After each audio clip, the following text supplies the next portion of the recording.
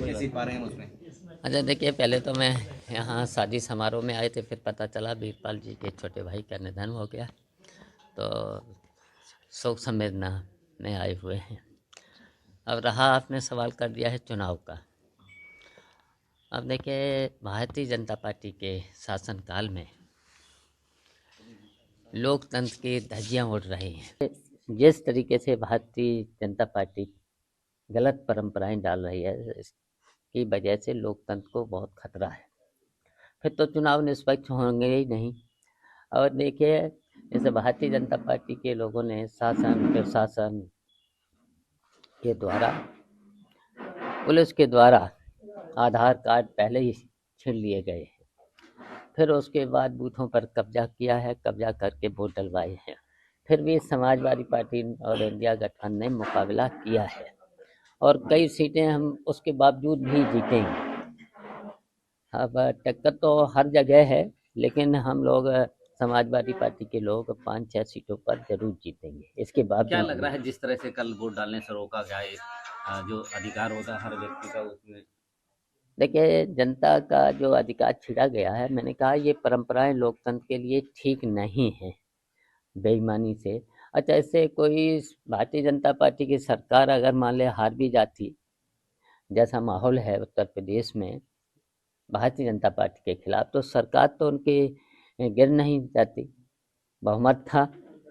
फिर भी उन्हें देखना चाहिए था, अंजवाना चाहिए था कि जनता तो उनके लिए अच्छा ही था जब भी चुनाव आने के लिए।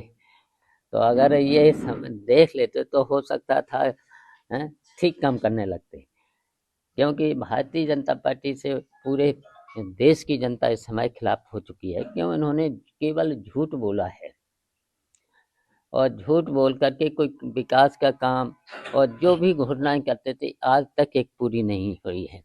आप देख रहे हो कि इन्हें 8 साल उत्तर प्रदेश की सरकार को हो गया है, सड़कों के गड्ढे नहीं भरे गए, और हम लोगों के समय की सड़कें थी, आज भी उस पर गड्ढे नहीं है। देख लिए नैनीताल रोड, ये हमारे समय में बनी थी, मैं नहीं बनवाई थी। कल की जो परिस्थितियां आप बता रहे हैं, क्या तो फिर उसके बाद क्या सपा लूज कर रही है 9 सीटों पर? देखिए, मैंने कहा है समाजवादी पार्टी इन परिस्थितियों में, जो देखिए वोट की लूट हुई है शासन प्रशासन ने किया है, उसके बावजूद भी 5-6 सीटें जरूर जीतेगी। और टक्कर तो सभी 9 सीटों पर है, कुछ सीटों पर हार भी सकते हैं, लेकिन हम 5-6 सीटों पर, इसके बावजूद भी जब लूट हुई है प्रशासन ने, पुलिस ने, जैसे भी ब्लॉक प्रमुख, बीडीसी और कोटा डीलर से लेकर के जिस तरीके का शासन का दबाव था प्रशासन पर, तो देखिए अब जब एसएसपी वोट मांगने लगेगा, जिलाधिकारी निर्देश देगा, तो फिर लोकतंत्र बचा कहाँ? क्या ऐसे फिर तो तानाशाही है। क्या ऐसे अधिकारियों की लिस्ट भी बनाई जा रही है? हाँ, बिल्कुल सूची बनेगी, ऐसे अधिकारियों की सूची बनेगी। ऐसे बेईमानी उनको नहीं है। देखिए, वो लोग संविधान की कसम खाते हैं, निष्पक्ष रह के काम करेंगे, तो अब वो तो देखिए संविधान की अवहेलना है।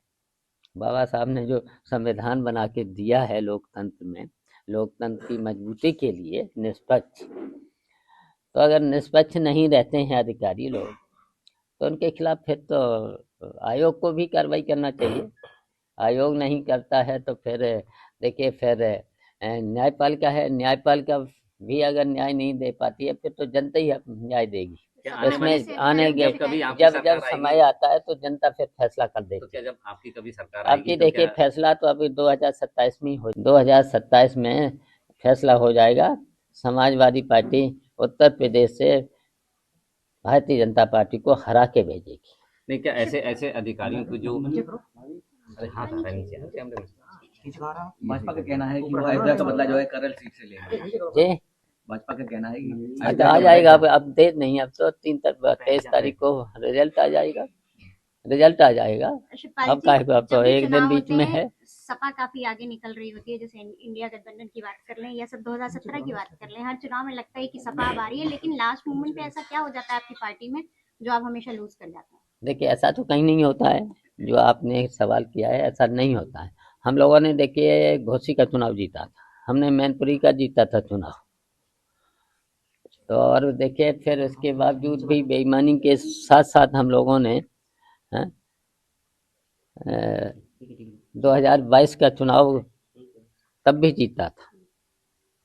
तो ऐसा तो नहीं है, लेकिन अब की बार इन्होंने देखिए झूठ बोल बोल करके जनता को गुमराह किया था। अब इनकी पोल खुल चुकी है, महंगाई, बेरोजगारी, भ्रष्टाचार रोक नहीं पा रहे खुलेआम। और देखिए भारतीय जनता पार्टी के समय में अधिकारियों पर उनका कोई कंट्रोल नहीं, पूरा का पूरा इन्हें नौकरशाही के हवाले कर दिया है। किसी भी कार्यालय में, तहसीलों से लेकर के थानों से लेकर के कोई सरकारी कार्यालय में खुलेआम रिश्वत चल रही है। और शायद भारतीय जनता पार्टी का जो बोल रहे हैं, कोई भी मंत्री ईमानदार नहीं है।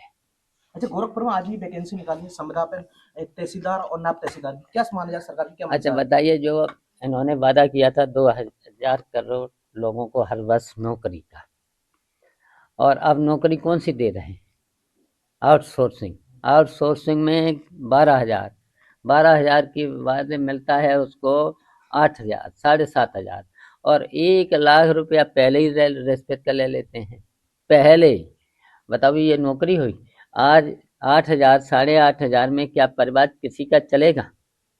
तो ये तो देखिए न तो नौकरी दे रहे हैं, न कोई अपना वादा पूरा कर रहे हैं। तो देखिए ऐसी सरकार को अब जनता बर्दाश्त नहीं करेगी। धन्यवाद। करेल में एक जो हत्या हुई है उसको लेकर बीजेपी सरकार लगातार निशाना साध रही है, तो उसने बीजेपी को वोट देने को मना कर दिया, उसके बाद सफाई और उसकी हत्या। अच्छा, उसका पता लगा लीजिए, आप भी पता लगा लीजिए, हैं ये सब काम देखो, आप सब पता चल गया होगा। वो भी शायद दोनों पत्रकार थे जिस पे आरोप है, लड़की भी थी। तो वो जो चल रहा है प्रेम संबंध, इनमें जब आता है कुछ, तब ऐसे मेरी समझ में मुझे तो सूचना ये है। क्या सरकार की मंशा यही थी चुनाव को माहौल खराब करने के लिए इस तरह की चीजें लेकर आए? अब कहीं न कहीं अब सब सामने आ जाएगा, अभी क्या बता दूंगा, हम तो यहाँ पर हूँ। सपा का आरोप है कि समाजवादी पार्टी के वोटरों को पोलिंग बूथ तक पहुंचने नहीं दिया गया। बीजेपी का उसके बाद आरोप है। फिर कैसे आप 4 से 5 सीट पालेंगे जब आपके वोटर ही वहां नहीं पहुंच पाया पोलिंग बूथ पे? तो मुकाबला किया है, जनता ही मुकाबला करती है, और किया है मुकाबला, और फिर आगे और मुकाबला होगा भारतीय जनता पार्टी से। हमसे जुड़े रहने के लिए हमारे YouTube चैनल को सब्सक्राइब करें और नई वीडियो की नोटिफिकेशन के लिए बेल आइकॉन को दबाएं।